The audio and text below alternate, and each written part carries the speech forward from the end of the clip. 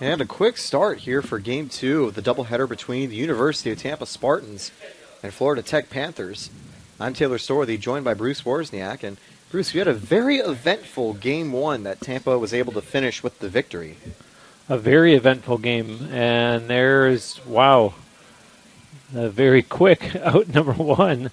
That first game had a little bit of everything. We saw two pitchers for each team. We saw a home run. We saw lots and lots of offense. We saw some less than stellar defense. We saw some base running activity that was of the stolen base variety and collision. A little bit of everything, as I said. Certainly, if you're a fan of good offense, you were definitely tuned in. 18 runs came home. And let's see how many runs can be scored in the final matchup of this three-game series. Of course, Tampa has won the first two. They won on Thursday night. Now here on this beautiful Friday afternoon, we're looking to continue. Mary Beth Feldman with a 1-1 count will get this ground out to Chevalier. Good throw from third. 2 away as Pollock will now start 0 for 1. A real good throw by Chevalier, and you had mentioned in the last game, Taylor, that catcher arm strength, and I don't know that we really got an ideal opportunity to see it in Game 1. We sure saw it there. Indeed. I think there was one play in the previous game that I actually had brought it up before, but even more so I think there, because it was a closer play. But indeed. Defensively, the Spartans will line up the same way. Watson behind home plate. Chevalier, the third base player. Russo at short. Weininger, the second base player, and DeSimone, the first base player. Fantone, Keister, and Galehouse formed the outfield. Galehouse had come out of the outfield and into the circle late in the game to relieve Gwen McGinnis. And Miracle steps in as the 3-hitter today.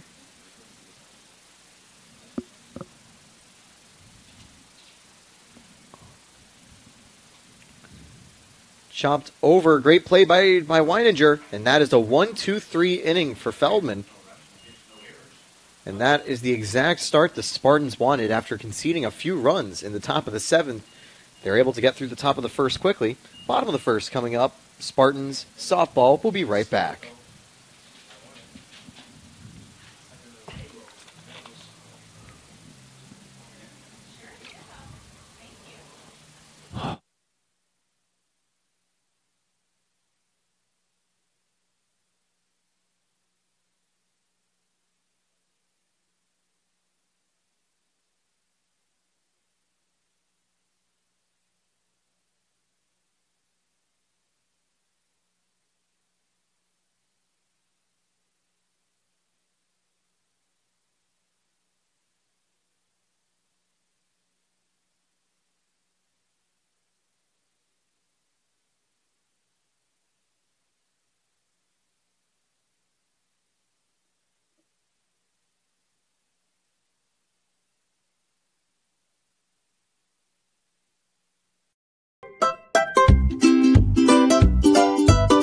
What do you get when you take your favorite food and stuff it inside a pocket of homemade dough?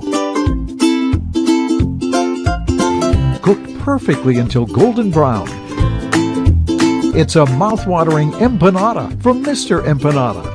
No one makes a better empanada. Take Ted Webb's word for it. Almost as good as my mom used to make. Check out our website for a location near you, MrEmpanada.com.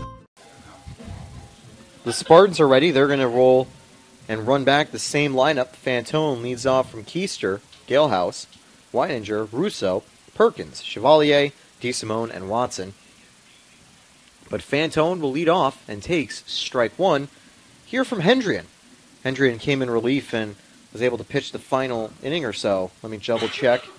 Indeed, she had gone 2 innings. Her second inning in the circle was a lot better than the first one. It drops in a good sliding catch from Niles in center field, giving a little bit of a repeat of what Cheyenne Nelson did in Game 1. Nelson, of course, I believe was injured on that play or on the base running play not too far after and had to be replaced. Niles fills in at center field. And Taylor, I'm going to go ahead and say that I'm a little bit surprised to see Hendrian as the Game 2 starter, just based on what we saw from her in Game 1. Wow, everybody looked at that one, and nobody picked it up. They all looked at it and thought the ball was going to tag the runner out by itself. It felt that time Keister and the ball were into the foot race all on their own, because there was a bit of, hey, who's going to get it over in the field? A bit of a miscommunication, which will be unfortunate. Although I don't blame Ogbadu. I definitely am going to fumble that name. I really apologize. As Hendrian was watching, and just not much you can do when the ball is literally running away from you like that on a grounder. But this time it's a very easy grounder for Schwartz, second out of the inning. But it will put Keister in scoring position. Yeah, I thought for a minute that maybe the play would have been to get the lead runner at second. And instead, I think it's kind of that muscle memory to go to first. But as a result, UT with Keister at second. This one's sent to center field, and actually tracking it will be Gibson for the final out of the inning. So even though the Spartans will get a runner on that very nicely placed, I believe it was actually a bunt on the play by Keister, rolling right down the line. Keister, unfortunately, will be rolling to third and back to the dugout as she gets stranded. One hit, one left the board. That concludes the first inning. We'll be right back.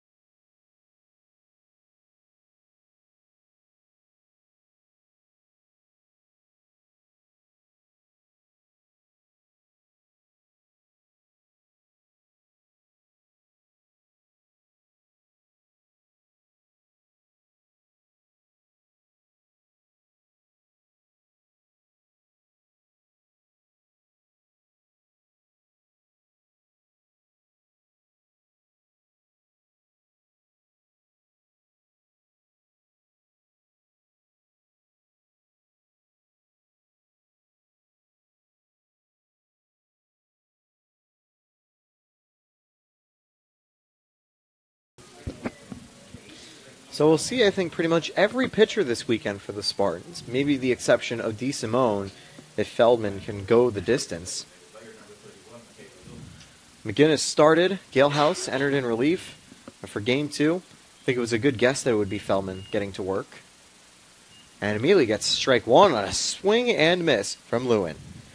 Niles led off, followed by Pollock, Miracle. Lewin batting fourth now, with Gibson, Ogbadug in sixth, Polak in seventh, Schwartz in eighth, and McLaughlin in ninth.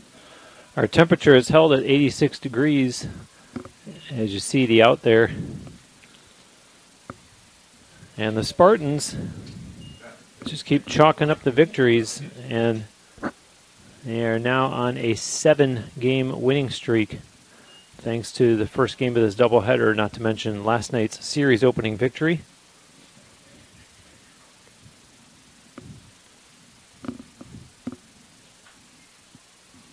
Strike one taken.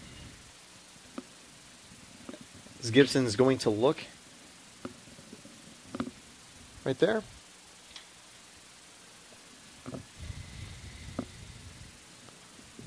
Via one from Feldman. High for ball one.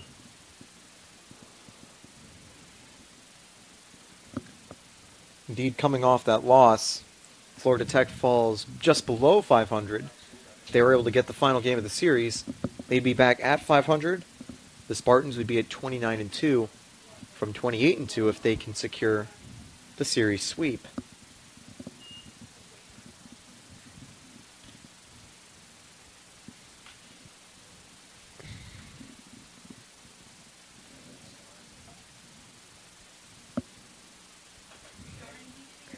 That one lands low. That's another case of you and I having not the perfect vantage point, because from here it looked to me like Feldman just managed to catch the edge of the plate. As this one swung on and missed, I almost agree, Bruce, but personally, I just find it hard to read where those off-speed pitches land because I do a lot more baseball than softball from time to time, and because you're having a completely different arm release spot and these pitches work in really different ways, it's hard to tell exactly where they're going to land. Hey, this one you could tell where it landed, right into Watson's glove for out number 2, and the first strikeout of the game for Feldman. And of course, one of the many differences between baseball and softball is, the hitter in this sport is watching the ball come from the ground up instead of from the top down in baseball. And so same thing for broadcasters up here in the press box, seeing it a different way, especially someone like yourself that's calling both sports. Indeed. I certainly got a little rustier when it came to reading pitches from time to time for that, but I think just with more time up here in the booth watching the pitches from the circle, I'll get a little better at it as the count goes 0-1.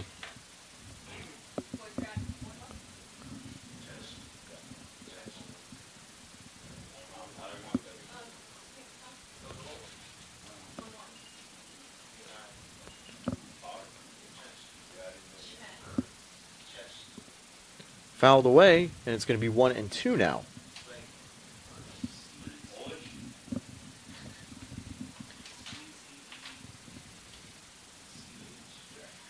I think we had, of course, mentioned earlier Chevalier playing for the first time in a while at third base for the games today. And as this one takes a weird bounce off of Weininger, there's going to be a 2-out single. Ogbedewu clapping her hands over at first base. She'll take it any way she can get it. And for the Panthers, keep in mind that the first game of this doubleheader had lots of offense through the first 2.5 innings. So she'll be happy if she can in some way contribute to Florida Tech perhaps getting the first run of this game. And so with that, Polak steps up with Ogbedewu on first. Would be the potential run to take the lead. Florida Tech had done so in the previous game in the top of the first inning, where Tampa had immediately responded.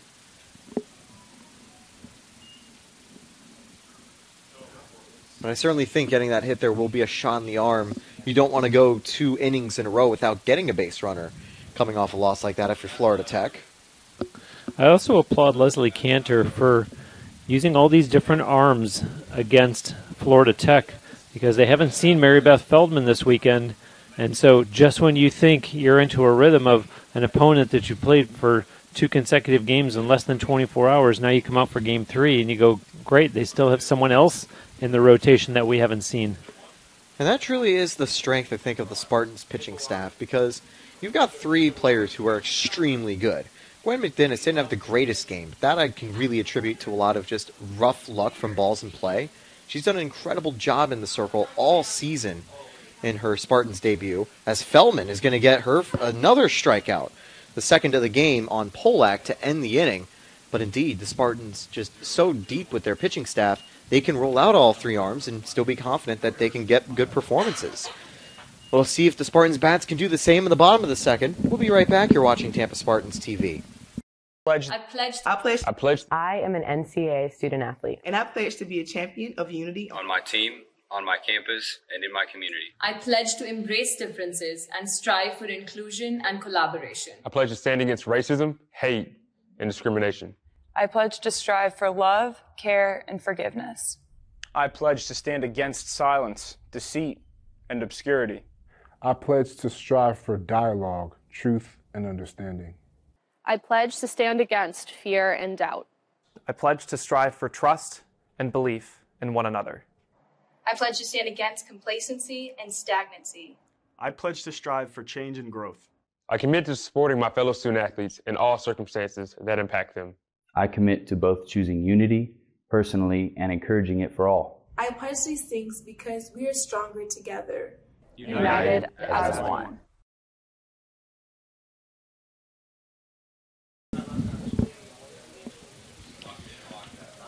So, say, a bit of a change of pace from game 1. Maybe we got a little used to the longer innings of offense being played, and so far it's been pretty quick for both teams. Feldman gave up a single, and so did Hendrian back in the bottom of the first, giving up just one solitary single. 5, 6, and 7 are due up for the Spartans here. Russo leads off. Strike one taken. And I'll say, Bruce, it's good to see Russo back in the game. She had a collision at second base in the previous one. Yeah, she had a couple incidents in the first game. As this one's grounded to short. Apologies, good throw by Pollock there to get the first out of the inning. The Spartans will go on the road next weekend, albeit just over the bridge to St. Pete, 3 games at Eckerd, and will not be back here until the 21st. So 2 weeks from today, UT will return back home for 3 games in less than 24 hours against Barry. Friday, April 21st, the 7 p.m. start, and then Saturday, April 22nd, Game 1 of the doubleheader starts at 12 noon. That will be Senior Day. I know quite a few seniors will be saying farewell this year for the Spartans side. And even though it will be Senior Day, they'll be hoping to close out the season with potentially a national championship. It's one of the best Spartans teams in position to do so. As there's just a quick ground out for Perkins, almost beat the throw. Brings up Lexi Chevalier.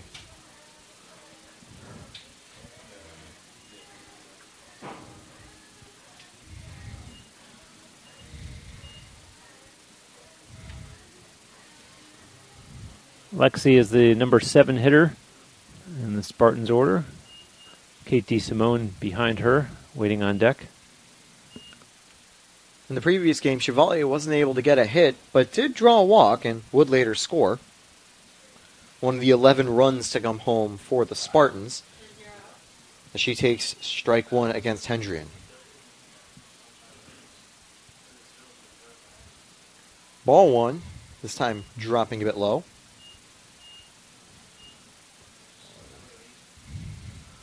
Leslie Cantor's over talking to her dugout and kind of gives you the impression, the confidence that she has in Chevalier.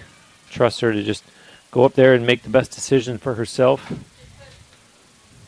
course, the base is empty too, so not too much to give her in the way of signals. Mainly at this stage, you're just letting Chevalier go and try to get on base. Here's the 1-2. Chop to third. That'll end the inning. So, Bruce, you'd mentioned that it was surprising to see Hendrian. I was surprised, too, but Hendrian's done a good job, getting seven batters, 6 quick outs, still tied, entering the top of the third.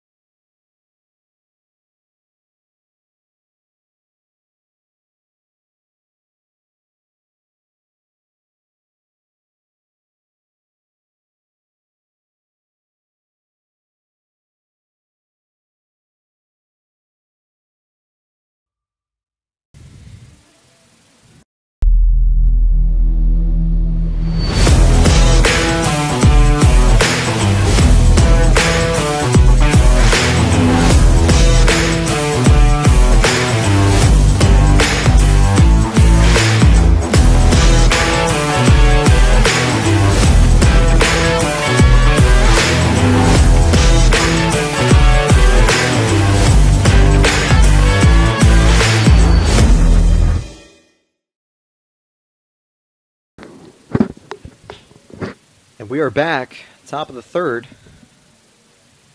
Still tied, and almost a complete opposite. If Tampa can keep Florida Tech off the scoreboard this inning, it would be 5 to start the game without runs being scored. When in Game 1, we saw runs being scored up until the bottom of the third, when the Spartans were for the first time held scoreless in the game. And certainly for Florida Tech, they're perfectly happy to flip the script insofar as not allowing the Spartans' bats to get on track. Looped over to right. And actually had a little more distance than just a bloop.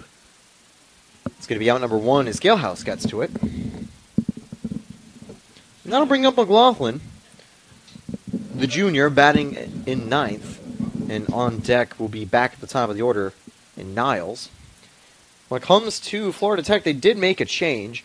Notably, they were able to push Miracle up to 3rd in the lineup, and a few other batters doing the same because of the unfortunate absence of Shannon Nelson. Hopefully, Nelson will be okay for their next series later on, but won't be making a return, it looks like, in part of this series and doubleheader. And say, Bruce, where's Florida Tech headed next? They will go back home, and next weekend they will host Barry.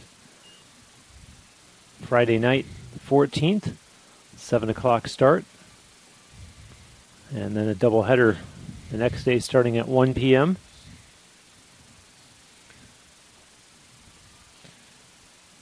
Quickly, McLaughlin up 3-0 with 1 away. Indeed, there'll be some exciting Sunshine State Conference action next weekend for both sides. Yeah, this is actually the last road trip of the season for Florida Tech. As you see the walk drawn, they're going to be home the rest of the season, the rest of the way. As I mentioned, next weekend, 14th, 15th, and the 19th, they play Flagler in a doubleheader, and then games 28th and 29th, all at home for Florida Tech the rest of the way after this game. Let's see if the Panthers get active on the base paths, if this one misses low for ball 1. It was back in the first game. The Panthers were doing some very smart base stealing and base running to put themselves in good positions to be brought home.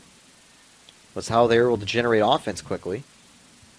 And now the 1-0 sent to left, and Fantone will make a play, but it's also going to drop foul. Good job to get it, but it had dropped before the glove. Boy, that was unfortunate. You see a play like that, you hate to see a player lay out and not get the reward. The only reward, sadly, there will be 1 strike, bringing the count to 1-1. The bunt will be dropped. Chevalier with a quick play to get that runner. What a rocket. An absolute cannon from third base.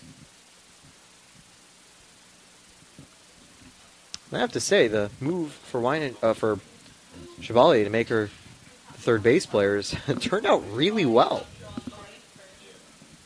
Yeah, solid play from Lexi over there on the corner.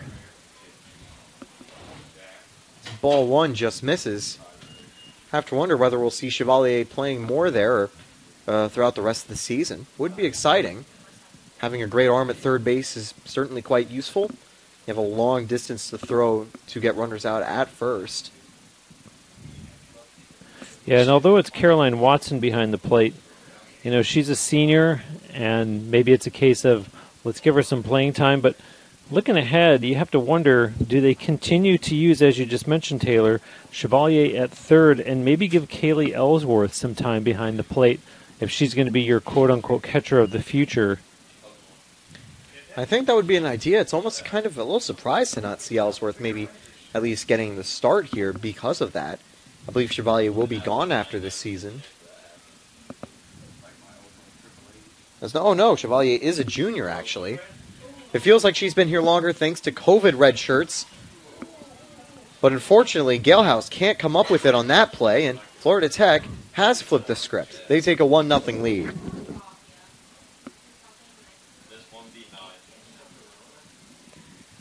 It was a bloop hit that was able to get by DeSimone, and Weininger wasn't able to track it. As Galehouse was running to it, McLaughlin was able to round third and head home. And you know, Taylor, I think when you see 3 games in less than 24 hours, I kept saying that in that first game we saw a little bit of everything, but I think by the time this game is done, 3 games in 24 hours, you're going to see balls that are going to bounce weird, you're going to see errors here and there, you're going to see someone bobble it, you're going to see, like we just saw, someone like Lauren Fantone that lays out for a ball, misses it, it's a foul ball anyways. Line to Russo, and drops just an inch early.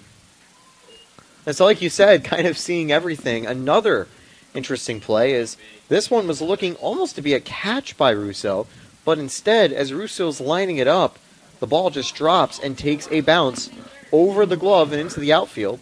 Meaning that she couldn't even knock it down to try to get the out at first. To steal a term from the sport of billiards, it's as though she put English on the ball and it just turned at the right minute, or the wrong minute if you're a Spartans fan, to avoid Alexa Russo's glove.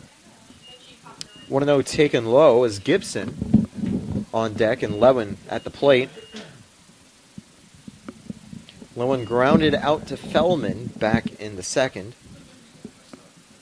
I'm sure Fellman would not mind that here. And the count's going to go 2-0.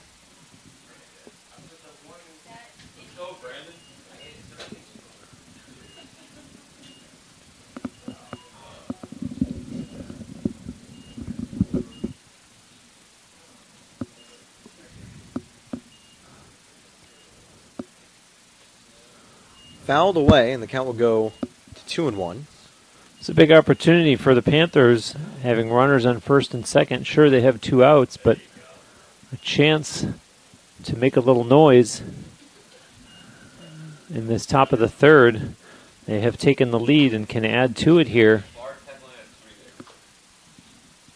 2-1 lands in the zone, but it's going to be called ball 3.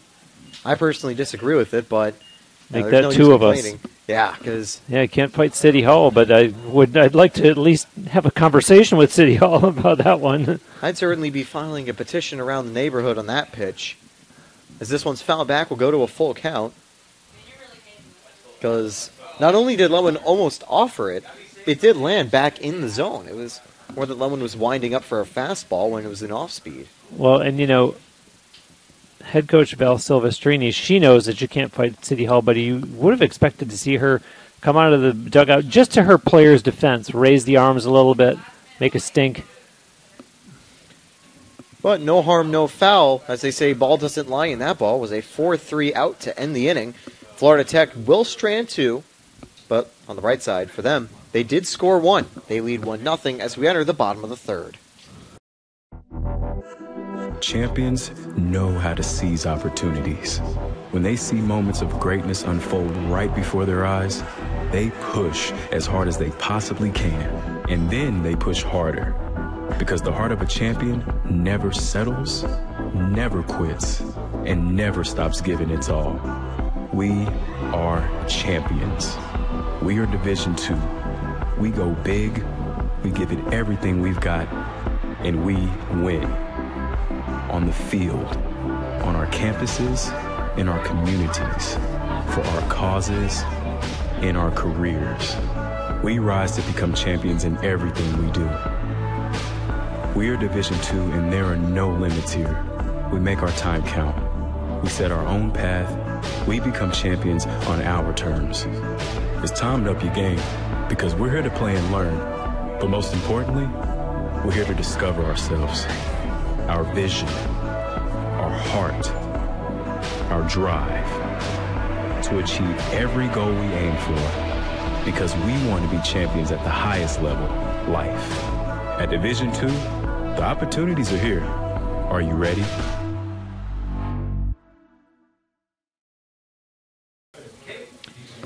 Florida Tech hold the lead. However, when Tampa have entered an inning trailing, they've always responded and taken the lead right back. DeSimone, Watson, and Fantone will be tasked with making sure that script doesn't flip. A line drive caught over at second by McLaughlin, 1 away. Wow. Kelly McLaughlin. That's why you always got to be paying attention. In the right place at the right time, got the glove there quickly, and all of a sudden, DeSimone right back to the dugout. I think you said it perfectly, Bruce, because if you're not ready to make that split-second decision, that's going to be a base hit, and you're going to not feel too good about it. Yeah, I was going to say, at best it's an error, but I don't know how an error could be a best-case scenario. I guess it means that you at least tried for it, but it also shows that you weren't ready and probably just frantically got your glove up at the last minute, glanced off of it, and the runner's aboard with an E, but Instead, she makes the catch. Caroline Watson now hitting. Count will go 1-1 to Watson. On deck will be Fantone, top of the Spartans order. Spartans have only recorded one hit, and that was from Lily Keister back in the first.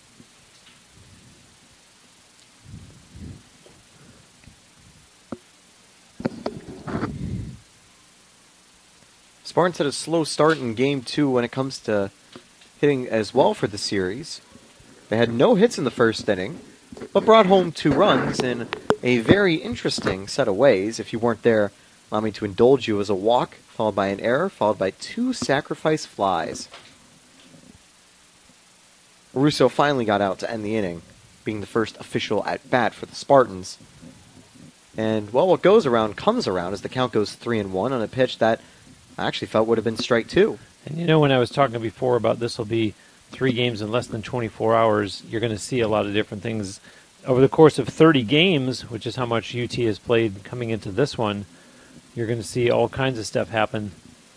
And Flown to right, and it's going to get over the head of Gibson. Watson pulls up with a double. So eventually you are going to see an inning where you send 4 batters to the plate and nobody's actually credited with what looks like a normal 4-batter series. One of the joys of the sport, because you never know what's going to happen on any given game. Well, look at that last play right there, although I have to say that, in my opinion, I think what happened to Ella Gibson is that she looked up and the sun was just in the wrong place at the wrong time, and it impeded her vision as it relates to the ball coming down. Yeah, and it was definitely a tricky ball to get. You had to be ready to immediately see that it was going over, and as the sun continues to move, that's just become trickier to do so. Yeah, because as much as someone will say, well, isn't that what sunglasses for? The sunglasses aren't going to completely block out the sun and give you a perfect look at the ball. Mm-hmm. It's going to help, but it's not the be-all, end-all just because you're wearing sunglasses. So those are going to happen. Sun's the best friend for softball, and sometimes the worst friend, too. 1-1 now for Fantone. And it takes strike 2, that one getting the low corner. Spartans only have 1 away, so we'd likely see Keister get a chance if Fantone can't convert.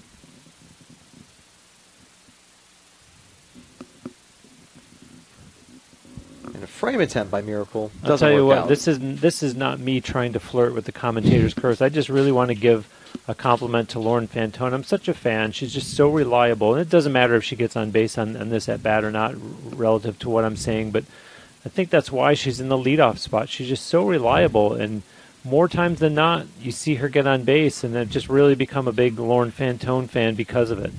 444. That's Fantone's on-base percentage, and I actually will have to interrupt myself 1 second because Fantone has 19 walks this season. Won't be 20 just yet as this one's fouled away. So as we were talking about Weininger's inflated walk count, Fantone also has a pretty high walk count, but it fits alongside the rest of the stats. The only difference is her 8 strikeouts alongside the walks. And by the way, I believe that number is actually going to be higher. No, it's actually 21 because of the 2 walks earlier today, as the bullpen will get a visitor from that foul ball. We stay at a full count.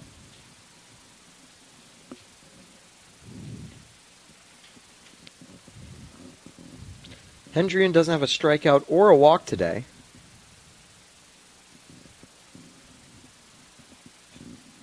Grounded to short. 2 away. And it was fielded cleanly enough by Pollock that Watson wouldn't have been able to try to advance to third. Yeah, and you saw Caroline Watson was like a statue, just held her ground and watched that whole play as though she was a spectator in the stands, and smartly,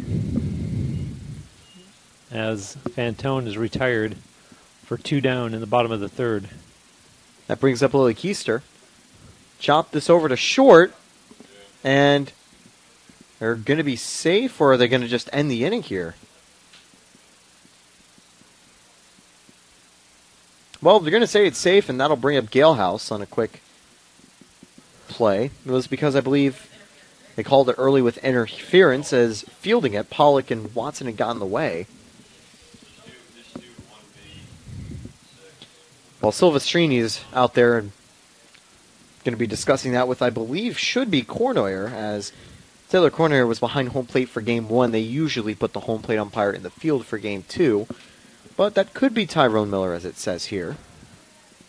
Well, she's not happy with the answer that she got, the explanation. I'm referring to Florida Tech head coach Val Silvestrini. She kind of started walking towards the dugout, decided, I'm not done yet, turned back around, raised the arms towards the umpire. He's not going to change his mind.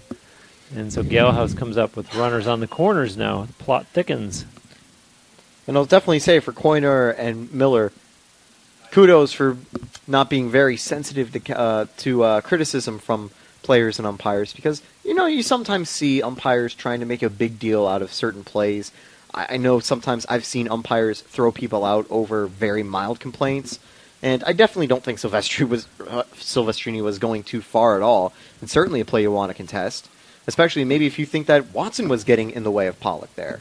But let's not overlook that last pitch. Miracle had to jump up and grab that one, otherwise the Spartans could have tied the game up on a wild pitch. 2-0 now for Galehouse. Up the middle, and the Spartans will tie the game. Keister going to 3, and it was a bit of hesitation at second, and that will lead to the out. So one of the infielders, I think, pulled something on a dive. I'm not sure. There is a Florida Tech player limping back. But we'll take the inning break here. We'll get you any news about what just happened on the previous play. So, unfortunately, Spartans will tie the game, but that will also end the inning with the out at third.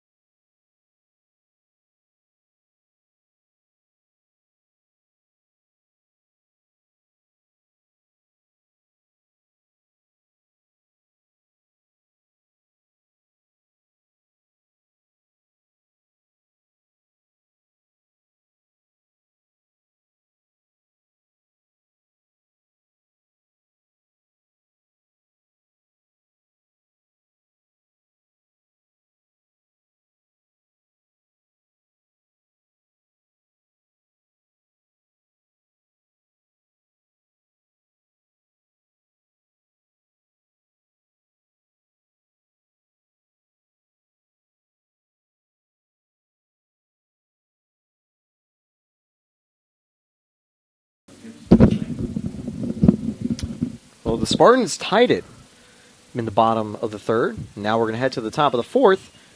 Gibson leading off. And a little bit of a chaotic play to end the previous inning, Bruce. The tying run came home, but Keister, going from first, had a little hesitation at second before going to third and getting thrown out from the outfield. And furthermore, we had a Panthers player that looked like may have gotten injured, and I wasn't able to see as she came off the field her uniform number, so I don't want to speculate and be wrong about who that might have been.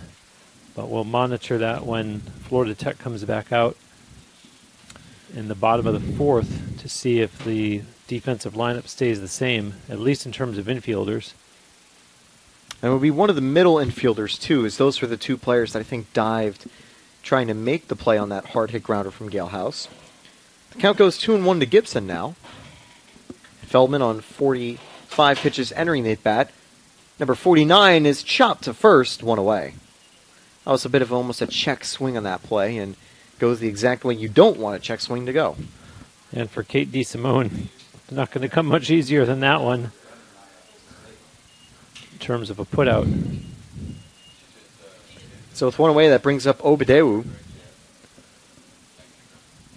Obadewu was 1 for 1 today. Got a single back in the second inning.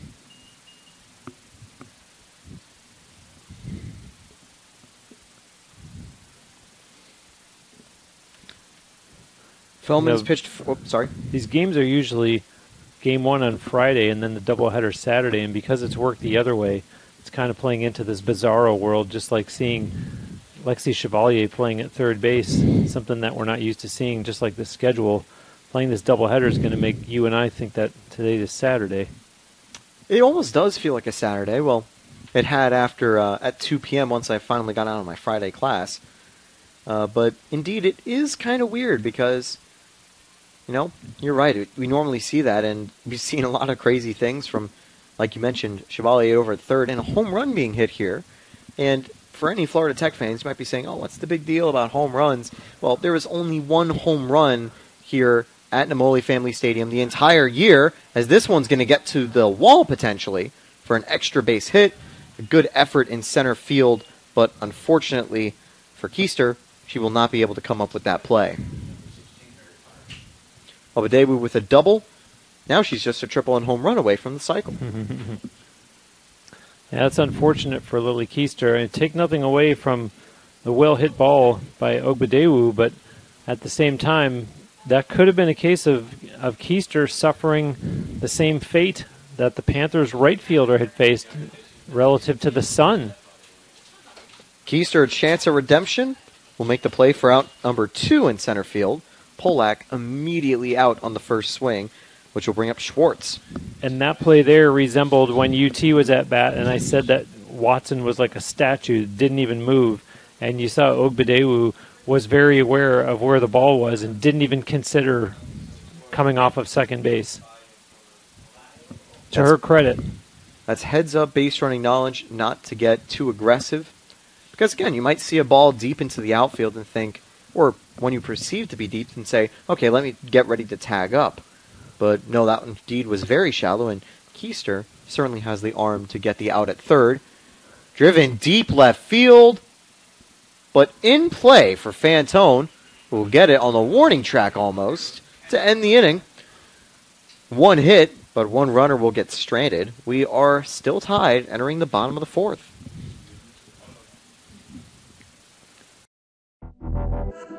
Champions know how to seize opportunities. When they see moments of greatness unfold right before their eyes, they push as hard as they possibly can, and then they push harder. Because the heart of a champion never settles, never quits, and never stops giving its all. We are champions. We are Division II. We go big, we give it everything we've got, and we win. On the field, on our campuses, in our communities, for our causes, in our careers. We rise to become champions in everything we do. We are Division II, and there are no limits here. We make our time count. We set our own path. We become champions on our terms. It's time to up your game, because we're here to play and learn. But most importantly, we're here to discover ourselves, our vision, our heart, our drive, to achieve every goal we aim for, because we want to be champions at the highest level, life. At Division II, the opportunities are here. Are you ready?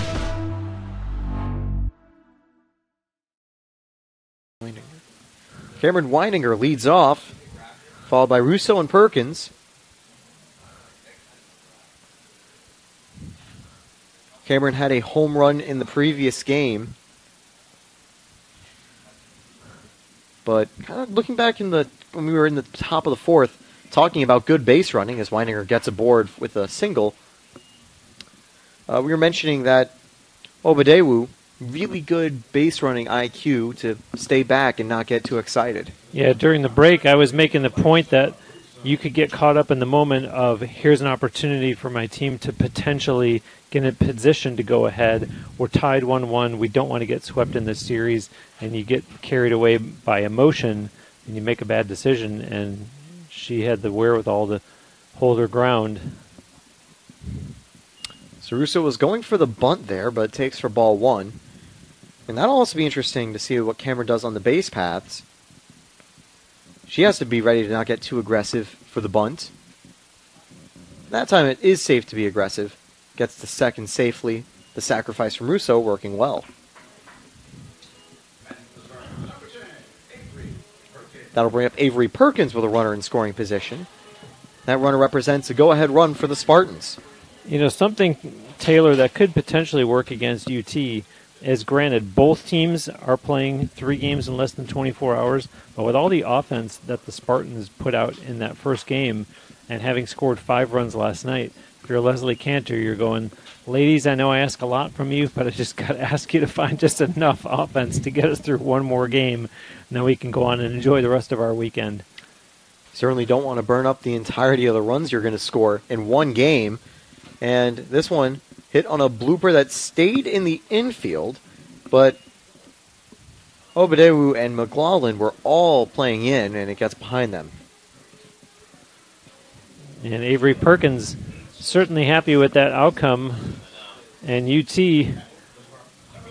with an opportunity now to take the lead, having a runner down at third base. And so 1 away, and now here's my guess on what they're probably planning, Bruce. Previous game, we saw that they sent that runner from first to second to try to get the throw from Miracle that would allow, just on the back door, the runner on third to come home. Saw it executed twice. The first time, Miracle faked the throw to second and did a pickoff attempt at third. Runner was safe. The second time, committed on the throw to second, and the runner scored. So, the question is, since I'm almost positive they'll try it again, will it work? Will Perkins be able to get the throw that allows Weidinger to give the Spartans the lead?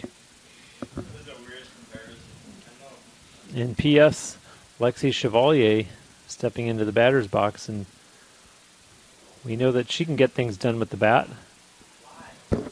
And out at second. So this time it didn't work out well. Miracle with a quick throw, and Weidinger just a statue at third there. And my question is, why didn't Weidinger at least try to take a step of a lead to try to get Miracle thinking? I'm watching Leslie Cantor, and well, this one gets down and stays fair. So at the end of the day, it will bring a run home for the Spartans. And maybe a little disappointment still now that it's 2 outs. But the job is done. The run does come home. Yeah, just to finish up, so Cantor looked pretty disappointed as Perkins came back to the dugout. Physically shook her head in a no fashion. So obviously she wasn't happy with the way that went, and it could be the execution. It could be what you said. You know, why didn't Cam at least lean a little bit? But it's a moot point as she ends up scoring by way of the Chevalier RBI double. I think Chevalier saw the base path failure and said, don't worry, leave this to me. And converts, bring up DeSimone.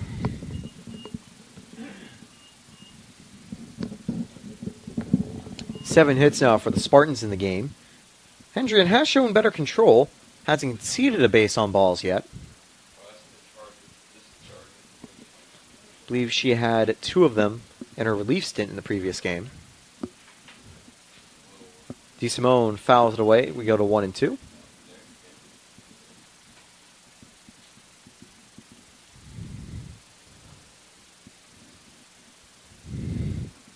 So it took 7 hits for the Spartans to get 2 runs here in Game 2 of the doubleheader. In Game 1, they didn't need any. Can a third hit bring home a run? No, boy. It won't. A great off-speed pitch gets Hendrian's first strikeout of the game. Stranded runner on second. Job was done for the Spartans. They lead 2-1 entering the break. I am an NCAA student athlete. And I pledge to be a champion of unity on my team, on my campus, and in my community. I pledge to embrace differences and strive for inclusion and collaboration. I pledge to stand against racism, hate, and discrimination. I pledge to strive for love, care, and forgiveness. I pledge to stand against silence, deceit, and obscurity. I pledge to strive for dialogue, truth, and understanding. I pledge to stand against fear and doubt. I pledge to strive for trust and belief in one another. I pledge to stand against complacency and stagnancy. I pledge to strive for change and growth. I commit to supporting my fellow student athletes in all circumstances that impact them.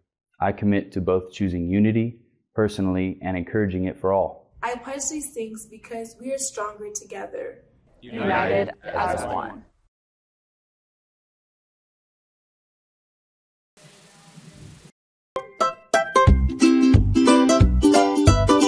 What do you get when you take your favorite food and stuff it inside a pocket of homemade dough?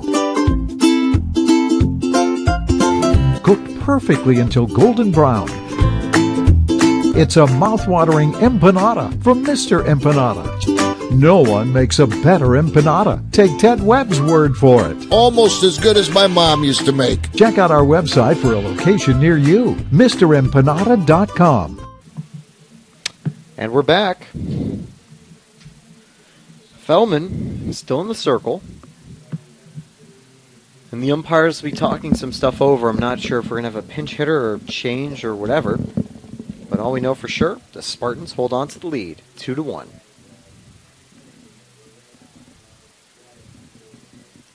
Actually, they're going to be clearing off the circle really quickly.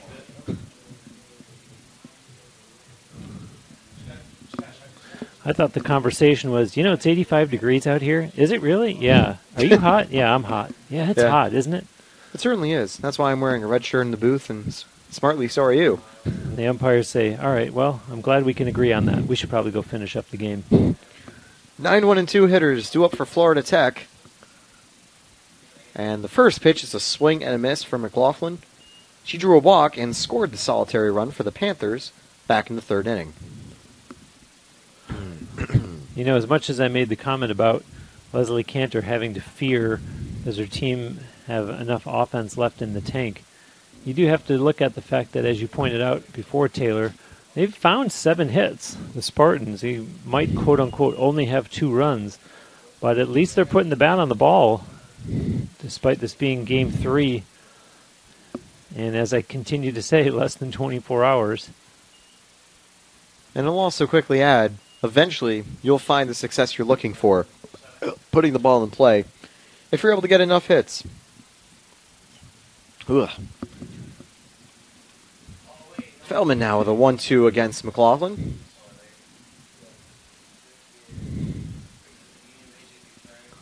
Popped up. Is it going to drop? And a good job tracking back by Russo into no player's land. Yeah, exactly. Russo was giving chase, and at the same time, Keister was coming in from center field, and it just had the feel of one of those, I got it, no, I do, wait a minute, and all of a sudden the ball's on the ground. So good job by Russo to stay with it. That'll bring Niles up with 1 away. Niles, a left-handed hitter. Wonder if she's a switch hitter or plays lefty naturally, as it actually incorrectly says on the stats sheet on here. I can actually quickly see right here. No, the roster sheet has her as a lefty. Probably should trust that more than the live stats online. Maybe if you were checking alongside live stats in the game to see your favorite players' stats throughout the day, you might have been confused if you saw Niles being listed as a righty there. And strike 1 is taken for Pollock. Just to get back to that defensive play by Alexa Russo, she was also, for all intents and purposes, running into the sun, you might as well say. So that didn't help either.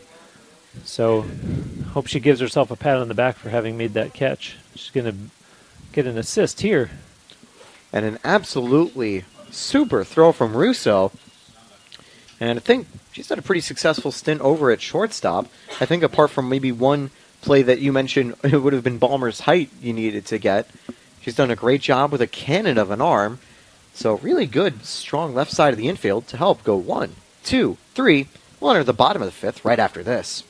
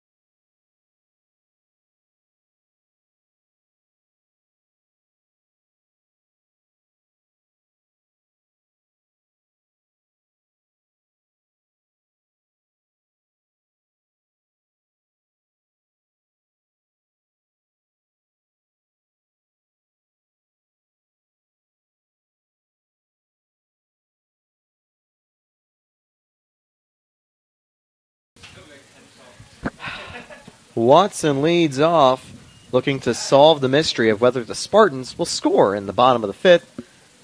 Watson got a double in her last plate appearance and is 1 for 1 today. Should have said doctor to try to get everyone to know that it was a Sherlock Holmes little pun there. But Watson was able to discover a clue in how to defeat Hendrian in her previous at-bat.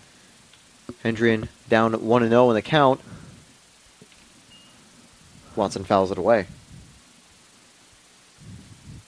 So what have we learned, boys and girls? Taylor likes Sherlock Holmes. Bruce is a Lauren Fantone fan. And we've learned that the Spartans can just keep on hitting and hitting and hitting.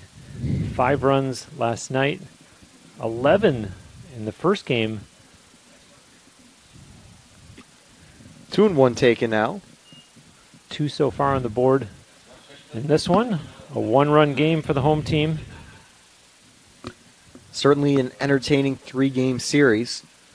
A very wild back and forth opener to the doubleheader. And here, a more reserved pitcher's duel with a couple blips of offense here and there. And Tampa would like to make it 3 consecutive innings, bringing something all the way home. Watson getting on base would help that. It's a 2-2 count.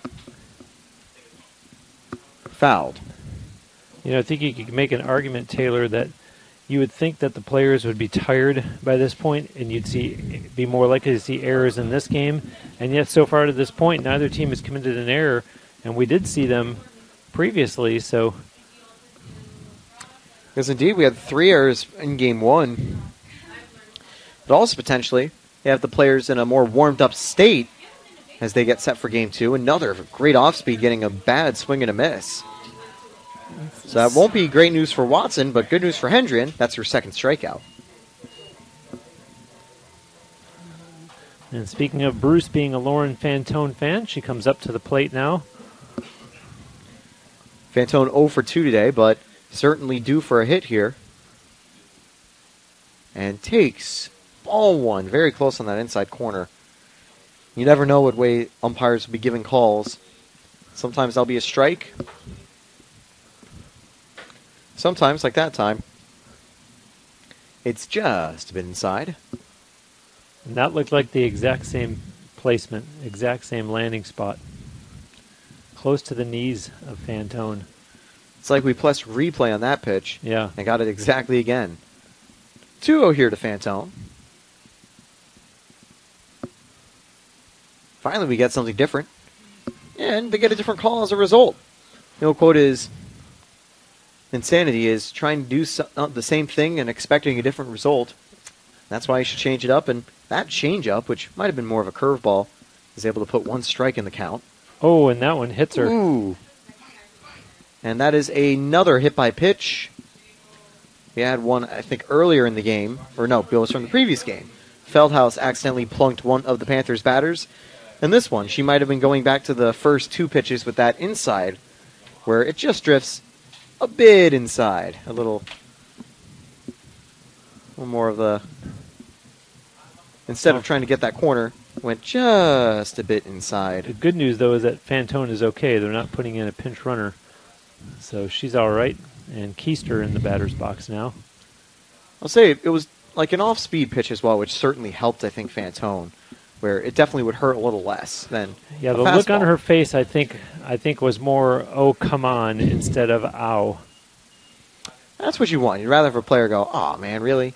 You really hit me? Rather than saying like, oh, geez, that really hurt.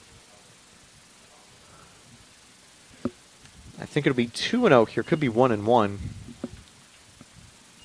You have to wonder if Hendrian is starting to tire. What with the workload over the course of the day, not just this game. She's kept things pretty quiet, of course, from the circle. This one's chopped over to short. They turn. No, they can't get the one.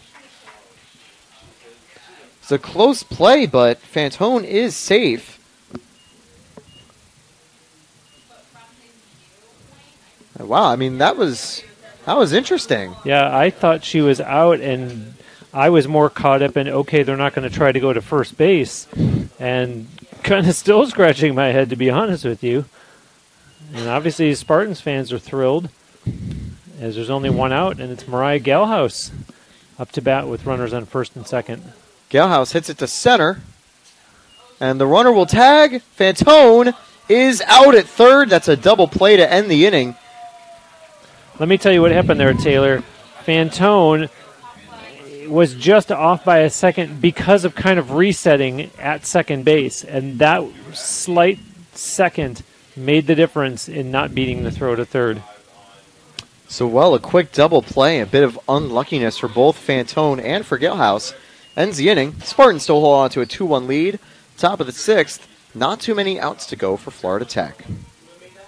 I pledge. I am an NCAA student athlete. And I pledge to be a champion of unity on my team, on my campus, and in my community. I pledge to embrace differences and strive for inclusion and collaboration. I pledge to stand against racism, hate, and discrimination. I pledge to strive for love, care, and forgiveness. I pledge to stand against silence, deceit, and obscurity. I pledge to strive for dialogue, truth, and understanding. I pledge to stand against fear and doubt. I pledge to strive for trust and belief in one another. I pledge to stand against complacency and stagnancy. I pledge to strive for change and growth. I commit to supporting my fellow student athletes in all circumstances that impact them. I commit to both choosing unity personally and encouraging it for all. I pledge these things because we are stronger together. United as one. From the Super Bowl. It was from the Super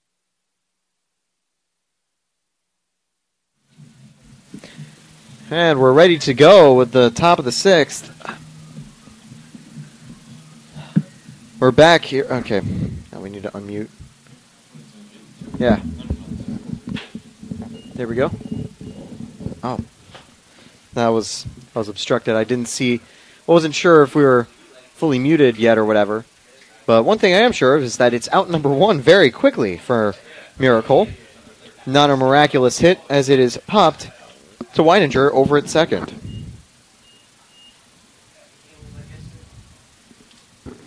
I'm Taylor Storley alongside Bruce Wozniak. Top of the sixth.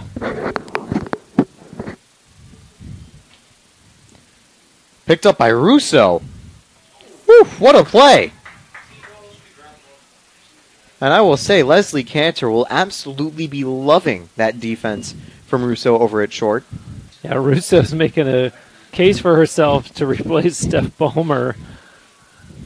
I know that might be a little disappointing for Ballmer, saying, oh man, I now got competition for shortstop. But to help fill a narrative for Russo, being an elite utility player alongside a very consistent bat, it's a coach's dream to have that type of player. I'd say it almost kind of reminds me a lot of Jose Ramirez in a way. He's a player that can do it pretty much all. He's great on the base path. He's good behind the plate. Can make some good defensive stops too. And very quickly, it's two away for Gibson. I didn't even have time to introduce Lowe, and that was such a quick round out. Yeah, and Ella Gibson looks up at the scoreboard, and even though her team is only down by one, time is certainly a factor. What with there being two outs here in the top of the sixth. 4 outs remaining for Florida Tech, as they will have a chance in the top of the seventh if they can't score here. But that window will be slamming shut to avoid the sweep.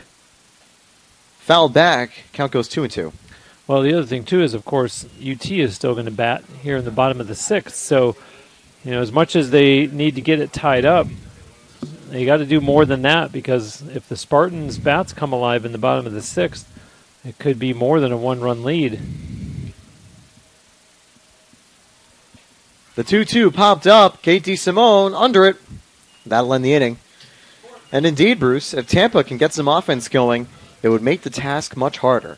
Let's see if the Spartans can do so. We'll be right back with the bottom of the sixth. That was a very quick top of the sixth.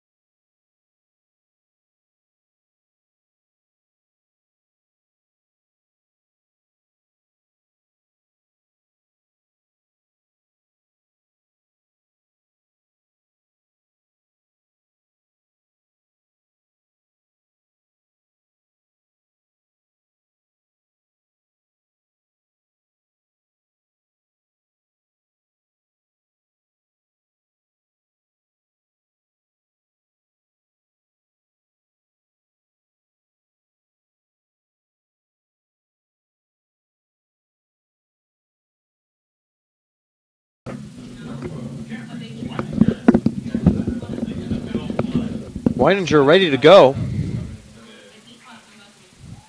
No one out to open the bottom of the 8th. She'll be followed by Russo and Perkins. 4, 5, and 6 hitters due up.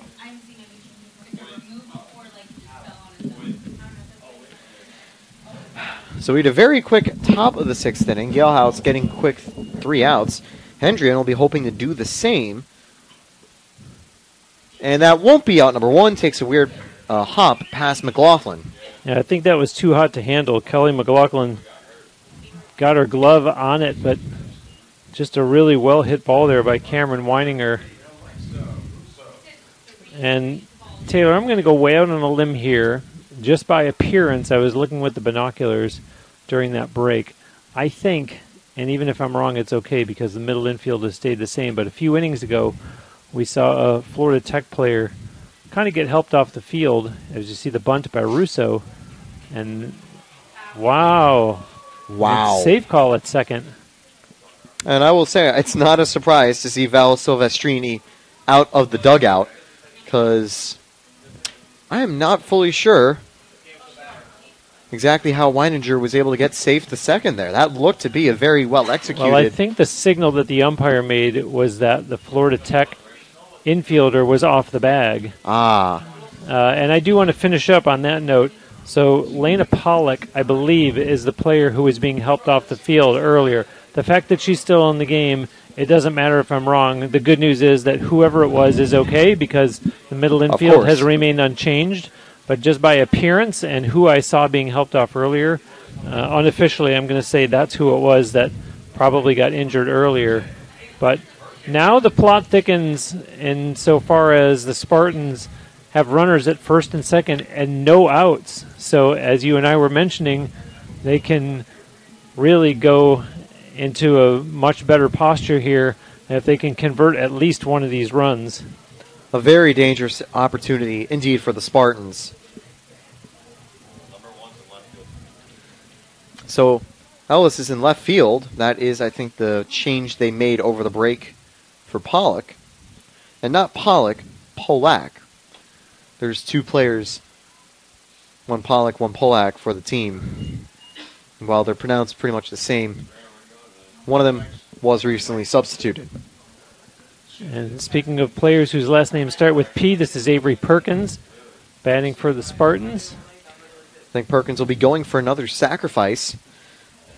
Good chop off the ground. And out at third, very close. And this time it's Leslie Cantor who's disappointed. Yeah, Cantor pretty animated on that one. And Taylor, I thought that the slight hesitation was going to make the difference and that she was going to be safe. But the ball did just get there in time. I thought that hesitation was going to result in the ball getting there just a little too late. And now Cantor just still not satisfied. She's got to have her day in court, so she's going to go and talk to home plate about this. You won't see it changed, but one change you will see is Russo getting pitch ran for, as we're going to see the reintroduction of Abby Siegel into the game. And meanwhile, Lexi Chevalier coming up to bat. And we saw her with the RBI single in her last at-bat, which was in the 4th inning. She has an opportunity for at least one more RBI, if not 2, runners on first and second. If she could bring those runs home, it would be huge for the Spartans and help set them up well for the top of the 7th, which is coming up next. Due up for Florida Tech will be the 6, 7, 8 hitters. They just need 3 more outs. Ball 1 taken low.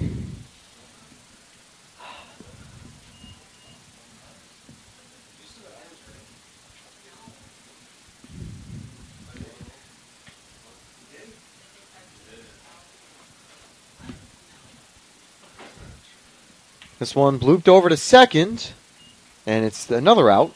No chance for a double play there. Unlucky for Chevalier. Interesting, though, because you saw Kelly McLaughlin make the catch and right away look both ways to second and to first. Where might I have a chance to try to get a double play? And smartly saw that there wasn't an opportunity. Otherwise, you get caught up in the moment and you throw the ball wildly away. Instead of getting a double play, now all of a sudden runners are advancing. DeSimone takes outside for ball 1. DeSimone struck out back in the 4th, one of the 2 Hendrian strikeouts.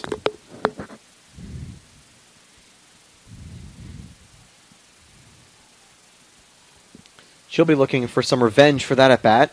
May not get it here as the play is made to end the inning. Good job by Schwartz to field it. And that'll take us to the top of the 7th. Last chance for Florida Tech to avoid a sweep. We'll be back right after this. It's not about any one thing. It's about how everything comes together, how it all connects. People, ideas, resources, community, everything. Quality of life services. That's what we do. Sodexo.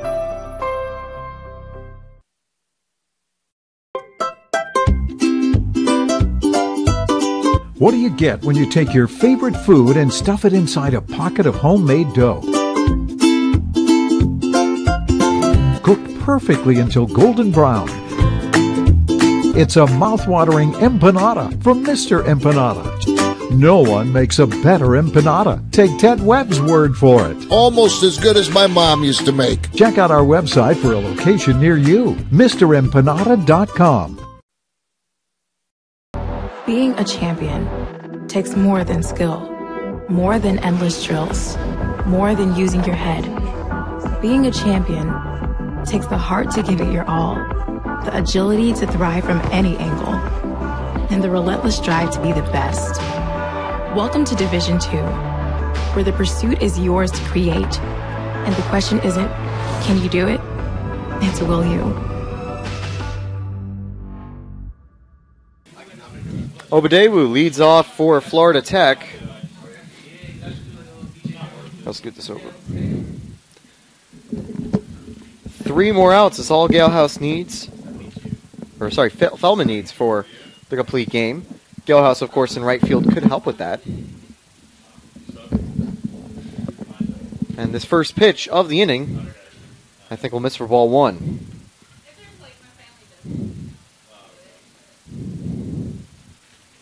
Ball 2 just outside. Well, it's definitely been an entertaining afternoon of softball.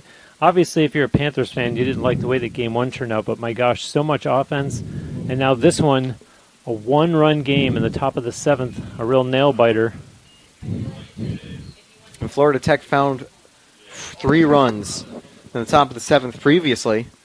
And what was a tough defeat, but they showed up with some offense late, and if they were able to do the same here, it would put the Spartans in some serious trouble. Swing and a miss. Feldman working outside and ahead 2-2 against Obadewu. Yeah, nice rise ball there from Mary Beth. And Obadewu, just like her teammates, back to the wall. 2-2 count.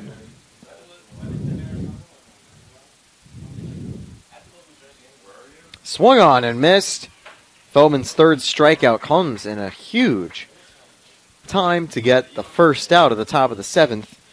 And Obadewu will finish the day 2 for 3 unless Florida Tech is able to make it all the way back around. And that's going to bring up Ellis, who came on as a pinch fielder last time for Polak, but they've actually brought in Polak back to the plate. Strike 1.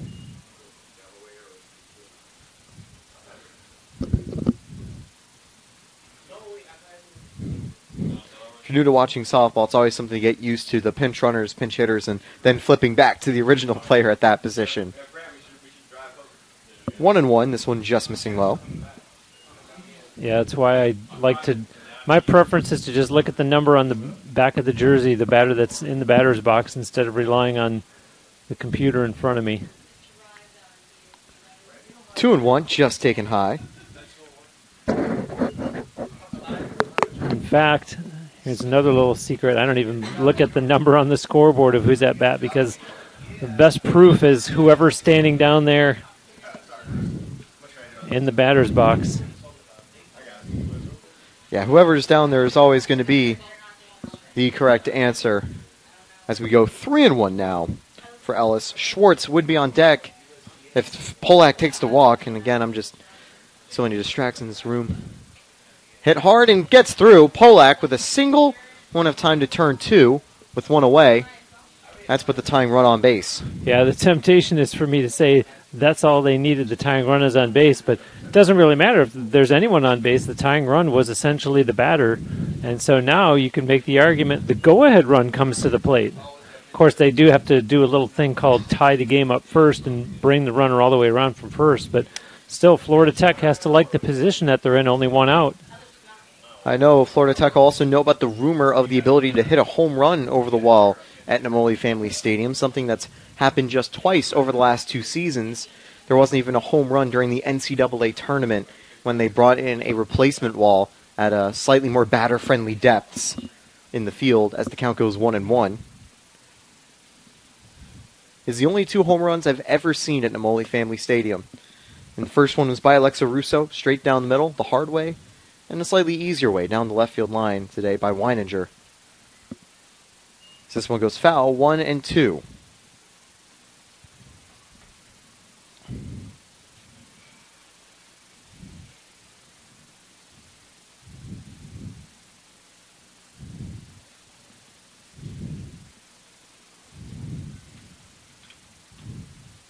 Swung on and missed as this one gets in the dirt.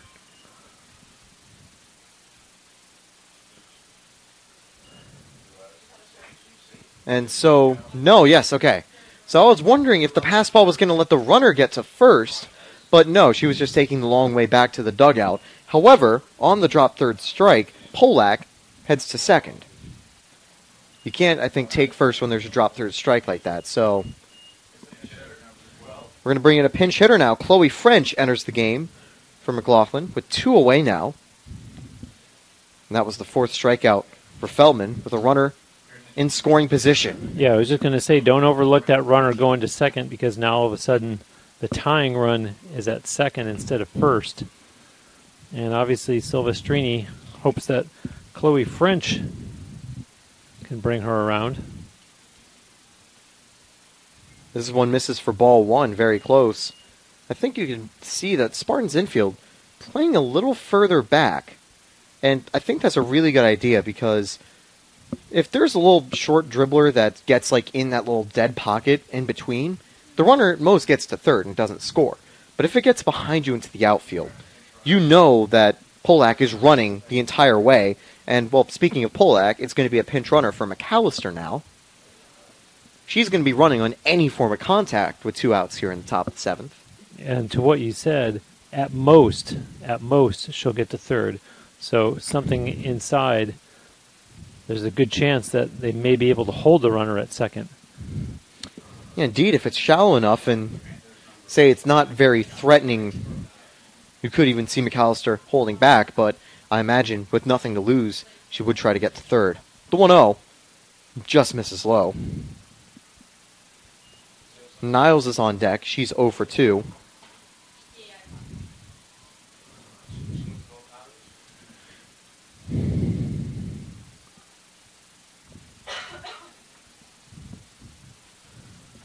Ball 3 up high. The question will be, I also wonder if a runner gets on first.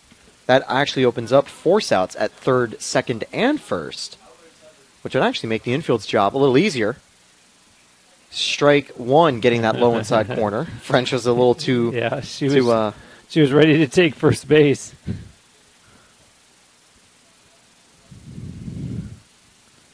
So we'll go again, the 3-1 count. That one's blooped over to right, but it'll do it. The Spartans take the series. A 2-1 victory confirms the sweep, and it's a complete game for Mary Beth Feldman, going 7 innings with 4 strikeouts. Surrendered just 1 run, 1 walk, and 5 hits. A great job from the circle, but also certainly can't count Hendrian's performance as a bad one. Only 2 runs came home with 2 strikeouts in a complete game for the loss. It'll be disappointing for Hendrian. but ultimately not a bad day, keeping one of the best offenses in the nation at check. Yeah, the Spartans have now won 8 in a row, and overall they improve to 29-2, and unfortunately for Florida Tech, this now drops them 2 games below 500. They fall to 20-22, and the Spartans, keep in mind, will be going on the road next weekend. They will play over the bridge in St. Pete. On the 14th, they'll play at 3 p.m. at Eckerd. And then on Saturday, a doubleheader that starts at 1. They'll be back here on Friday, April 21st for a 7 p.m. game against Barry. The final line score in this one, 2 runs on 10 hits, no errors for the Spartans. 1 run on 5 hits, no errors for Florida Tech. So a fun day of softball has come to a close. We'll see you next week on Tampa Spartans, or 2 weeks on Tampa Spartans TV for more softball. I'm Taylor Storley and Bruce Wozniak. Thank you, and we'll see you next time. You're watching Sunshine State Conference Digital Network.